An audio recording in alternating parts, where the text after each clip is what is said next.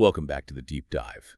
This is where we take fascinating sources and really try to pull out those insights that help you stay well-informed. Exactly. Today, we're doing something a little different. Our source isn't a research paper, maybe not what you'd expect, it's song lyrics. But believe me, they're packed with human truth. That's right. And our mission today is really to explore how creative stuff, especially music, often just distills these really profound messages about, universal human experiences. Yeah. We're going to focus today on self-perception, inherent worth, and how affirmation can be truly transformative. It's about peeling back the layers, really. And the specific source we're diving into today is the transcript from Josiah Queen's song, Watch Your Mouth. You can find the official music video easily on YouTube. We're going to dig into these lyrics, unpack the narrative. It's a powerful journey, and I think one that a lot of us might connect with pretty deeply. Yeah, I think so too. Okay, so let's jump right in. The opening. Wow, it hits you immediately, doesn't it? This really striking command. Watch your mouth, boy. Red, don't you talk like that. So when you hear that, you kind of wonder who's saying this.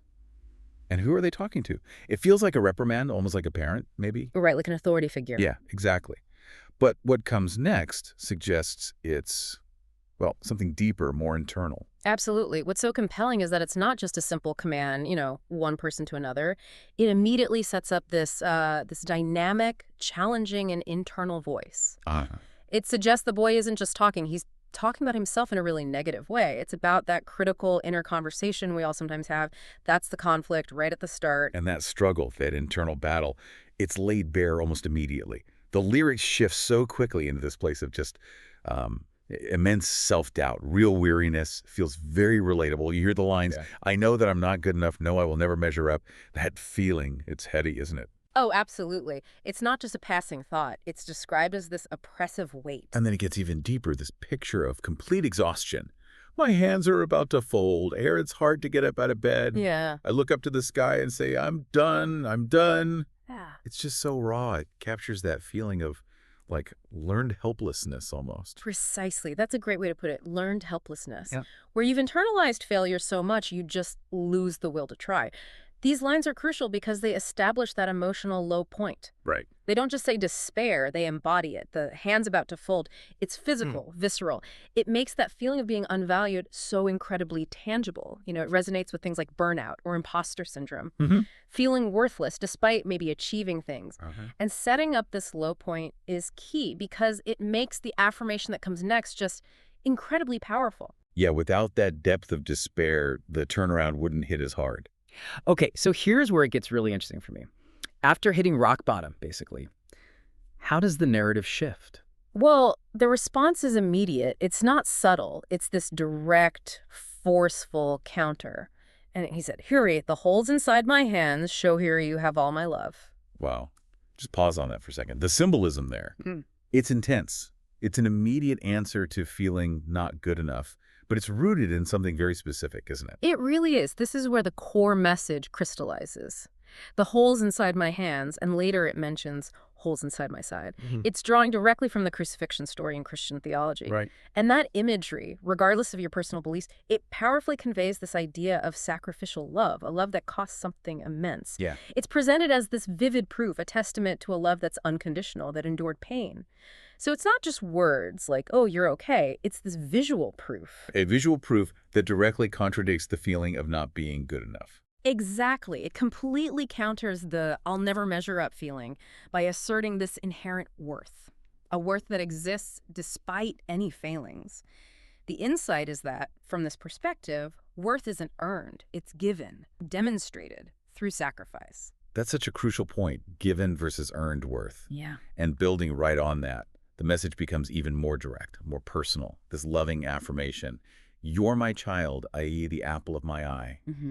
Beautiful phrasing. Apple of my eye, that's such an ancient phrase, isn't it? It just screams cherished. Absolutely. It conveys absolute value, taps into that deep need for affection, and combined with you're my child, it creates this archetype of perfect parental love. It resonates deep down. Instinctual, almost. But then comes the question, the one I think just pivots the whole thing. It challenges everything. Yeah. So why would you live life like you weren't worth me dying for? Wow. Yeah. From your perspective, why is that question so effective, so devastating in a way to those negative self-beliefs?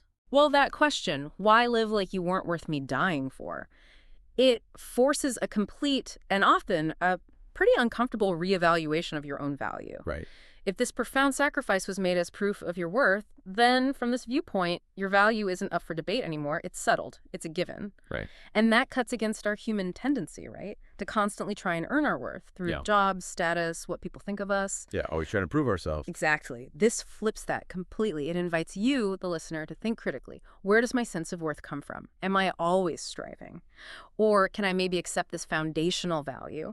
The question aims to just dismantle those internal debts by showing a love so immense that devaluing yourself seems, well, illogical, almost insulting to the gift given. Illogical. I like that. It reframes self-criticism entirely. Yeah. So it's a massive shift in framework, moving from earned to inherent worth. Yeah. And it seems like for the person in the song, that message, that question, it lands. It really hits home. You see this clear turning point.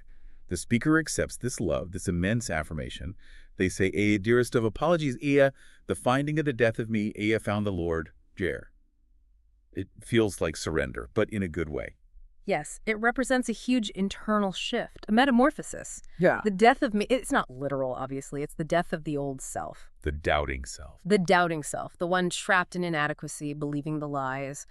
Psychologically, you could call it an ego death, maybe, shedding limiting beliefs and saying, I found the Lord, clearly puts this transformation in a spiritual context, finding a new source for identity, for value, and then they commit to change. I shiv up, giving in the lies, I'm trading all my debts for life. Right. That's the practical application. Exactly. It's not just feeling something, it's deciding to act differently, to change the self-talk. Moving from feeling indebted and unworthy to feeling alive and free. It shows we actually have agency, you know? Yeah. We can choose to reject the negative and embrace the positive narrative. So if we kind of zoom out for a second, what does this whole journey really mean?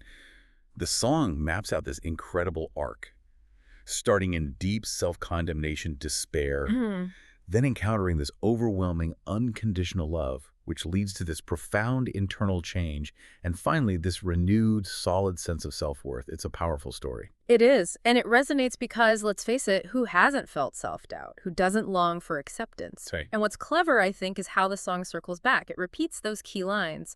Watch your mouth, boy, and the holes inside my hands show you have all my love. Yeah, it reinforces them. It does. It's not just musical repetition. It strengthens the core idea.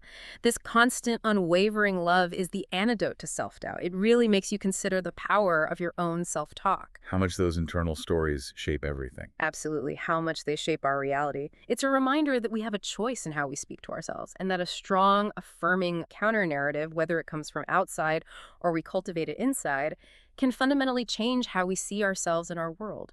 It really underlines that idea that maybe true worth isn't about what we do, but maybe about accepting what we're given. Precisely. It's amazing, really, the depth you can find in places you might not expect. This deep dive just into song lyrics. It shows how much insight a music video transcript can offer about, well, being human, about worth. This potent narrative about self-perception and how transformative unconditional love can be. A good reminder that wisdom pops up everywhere. It really does. And maybe, as we wrap up this deep dive, here's something to think about. If how you talk to yourself is that fundamental, what might happen if you actively, intentionally started practicing affirming your own inherent worth, separate from your achievements, separate from your mistakes? How might that actually change your day-to-day life, your whole experience? Yeah. That's definitely something worth reflecting on long after the music stops. Yeah.